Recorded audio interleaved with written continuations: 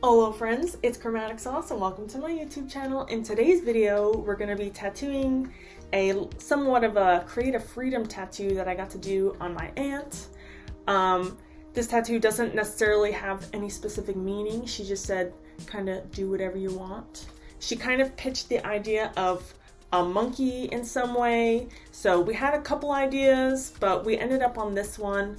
And I'm actually super happy because when I was a kid, my favorite animal was a monkey. So I think it's super cute. I even have behind me my own barrel of monkeys. I'm looking at my sister over there. But so friggin' how cute. So I'm just like, I don't know. I have another one over here too.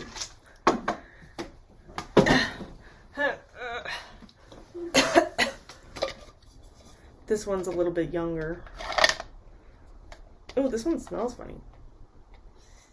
It's the microplastic. Oh, shoot. Anyway. But yeah, so I'm super pumped that she was excited about the idea of the little monkeys. So let's just get on into watching the line work, shall we? Because I can talk. I can talk about my love for monkeys even while it's playing. So you see here the stencil. We went for the back of the calf. She said I could do whatever I wanted with the spot. So I was like, I always just want to do cute little flowers, and I always want to do these leaves. So I was like, let me just do a whole branch, a whole vine. There was another element thrown around there, but we decided to go for the focal point of the moon.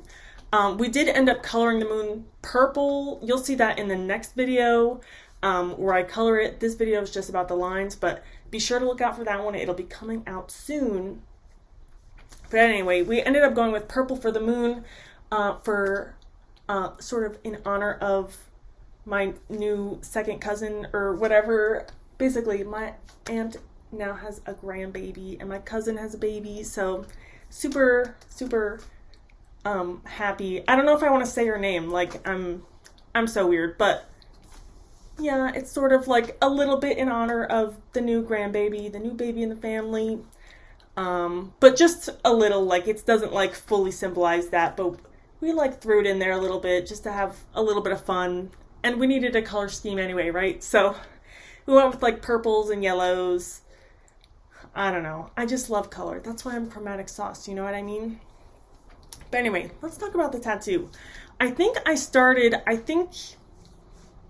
don't remember exactly what needle size I use. I should probably write notes when I plan on making a video. I could totally write a note next to monkey tattoo, this size liner.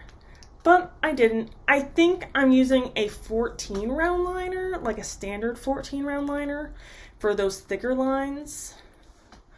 I think I only outlined the monkeys and the moon with this. I'm trying to remember. Yeah, I think I'll separate things the bolder lines are the more focal point. So the moon, the monkeys, they're hanging off of these branches that are finer line, a little bit less of the focal point. So I don't want them to be bolder. So I have the monkeys and the moon a little bit more open inside. The leaves are a little bit smaller. They get a smaller line. And then I think I go into a standard 9 round liner after that for the medium sized leaves and the stars. And then those really small black leaves that you'll see at the end of the video. I did that with a bug pin 5 round liner. I want to make sure I say it because I feel like I'm going to forget to say it one of these days. I'm probably going to forget that I said it and say it towards the end. But whatever. This is where you can see where I wasn't struggling with the stencil per se. It was on fine. It was almost on there too much. If you saw when I wiped, I think maybe I used a little bit of green soap just to lighten up the stencil. I tend to do that because I don't typically like how dark the stencil is. Sometimes it's a little too dark and I can't tell if my ink is in the skin. So like, especially like I do a lot of like fine line stuff, or like if I do something realistic, if the stencil's too dark, then I can't see what the actual tattoo looks like sometimes. So I'll frequently like just use water or something to like lighten up the stencil. I think this time I used like very diluted green soap and it barely lightened it up. The stencil was like, I can't make a slurp noise. The stencil was like grabbing onto her skin like crazy. Like you can see me wiping it. I don't know. I'm like not sure I used that much green soap, but I wasn't that afraid of losing a stencil, if I could say. Like the purple just smeared and like the whole thing was purple. So I was like, okay, but at least wiping it still, it looks kind of dirty, like not dirty like dirt and unsanitary, but like it looks kind of like messy, like hard to see. But it did actually make it easier to see because it still like lightened up the darkest point. So it's like it just turned everything into some sort of medium tone. But the lines of the stencil were still darker. So it was easy to see, but it was just like, man, I wish it was like hard to keep it clean. Sometimes, do you ever have those days like if you're a tattoo artist where it's like, man, I just cannot keep this tattoo clean like during the tattoo. Like sometimes like ointment, you can like pull a line and then you dab it and it dabs all of it up. And I don't know why sometimes it's just not, it just doesn't go that way. I was wondering, actually, now that I think about it, I'm trying to remember.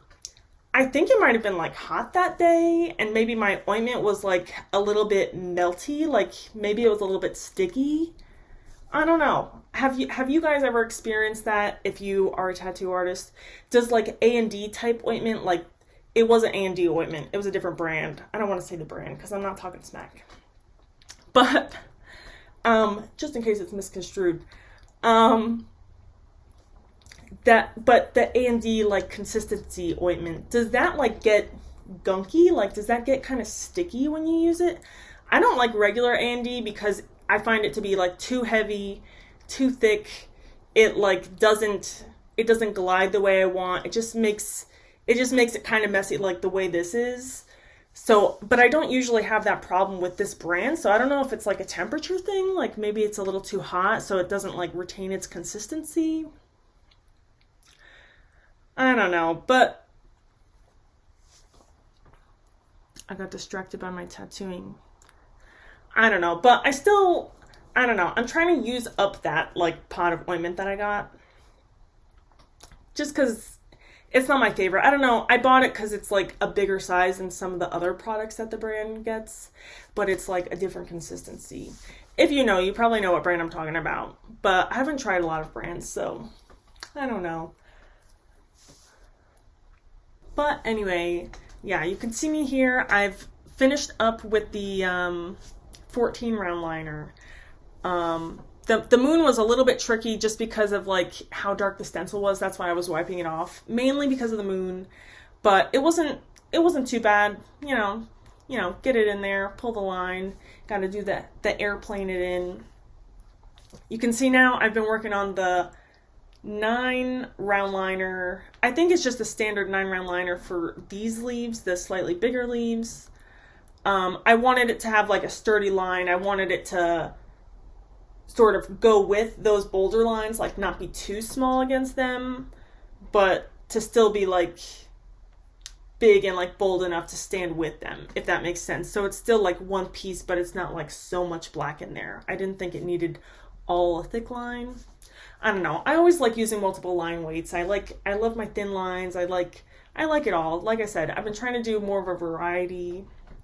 So here we are. But yeah, this one was a little bit tricky. Whenever I layer, I don't know, I've said in other videos that I like to do thicker lines first, like even in this video, even in this tattoo, I tattooed the thicker lines first just because it is easier in my brain. Like it makes me able to organize the lines better. Like I won't accidentally, this is how I think about it. I've never actually done it, I don't think. But that way I know where the lines are supposed to go and I won't accidentally miss a line or like line it with the wrong thing. I feel like I could categorize and break it down a little bit better. And then usually things are built off of the thicker lines. Like usually the thicker lines are the main subject and things come from behind it or things like that. So I like to use that thick line as like a nice edge to tattoo off of. But this one had a little bit more of a tricky challenge. It sounds so weird. This one had a tricky challenge. It's not even two T's, but it's kind of a tongue twister. Where the moon, you know, the moon and the monkeys, they were sort of like intertwined with the leaves. So the monkeys were easy enough to like mostly get looped around because the vines didn't have like two sides to the vine. It was like a single line weight. I'm sounding crazy. But so the monkey could just go like this and the line goes straight through. So that wasn't like, I got to keep track of my lines and make sure it stops at the perfect spot. That one was a little bit easier. But then some other parts, like in the moon where those like leaves with the thinner line goes through, you know, you have to stop the line, not too close so that it goes in, but like close enough that it meets. So usually I like to get the thicker lines out of the way first to avoid that as much as possible. But this one had that added challenge of like having to be concerned about both. But I guess that's always the challenge with tattoos. Like you want to make sure the lines meet up, try to avoid like gaps if you can, and try to avoid overlaps, especially because a gap you can fix. A gap you can fill the gap. An overlap you can't. Oh my gosh, that rhymed. But yeah, so I probably wiped it with green soap again, and I can still see like all the stencil. I'm saying way too many times. Just looking at all these fine lines. Like, what am I even doing? Oh, that's what I did. I think between each line weight, I was cleaning it off with the green soap because I'm like, I need this stencil gone. Like, I need it to lighten up. If it was fading a lot, I would have definitely stopped, take my gloves off, get my like water bottle instead so I can wipe it with water. That's what I usually do when I need to like lighten up a stencil or like anything like that. But this stencil could take it. This stencil was stuck on there. And I had reapplied it a couple times, and like the first ones were just like smearing everywhere. No, I think I only reapplied it once. I don't remember. Either way, man, I don't remember if I reapplied it more than once. I should have filmed it. Then I would know. But yeah, so I cleaned it up, and it just makes it easier when it does get all dirty. Like, I could probably see all the lines for like those little thin leaves, but if the stencil can take it, let me just cool it off, give it a nice wipe, clean it all off. And then I started at the bottom for the first set of leaves. I was trying to kind of keep it categorized, but I couldn't help myself to do the line weights in order. But yeah, I kind of worked my way to the top, and since that was a sore area, I was like, let me get it over with. And then for the thinner lines, when I went back through, I started at the top, so that way we don't have to spend that much time there. And you'll see in the next video, I start the color at the top too, so definitely stay tuned. Definitely let me know in the comments down below, like, what kind of stuff would you like me to like talk about in these videos? Do you have questions that you'd like to ask me about like style, subject matter, design? I don't know. I don't know how I feel about technique, but like, I don't know. I'm not trying to be anyone's mentor, but like, I just want to share my art on YouTube, you know, because I love YouTube. It's so fun to post on YouTube too, like even if no one watches this. But hi, if you are, definitely comment down below. What do you want to see in these videos? What type of videos do you want to see that's like tattoo YouTube stuff? Because I want to know. I know I used to love watching all these YouTube videos. So I'm trying to get back into things that make me feel alive. But yeah, I just colored in all those little leaves just because they were small and black. And then we were done with the lines, give my liberal application of Bactine, pat it dry. That way we could get a nice little picture here for you at the end. But yeah, come back for what? Excuse me. Anyway, I'm planning on posting like a video of like how I do my setup. I'm about to record that later, so I don't know, maybe I'll change my shirt so it's like a little different.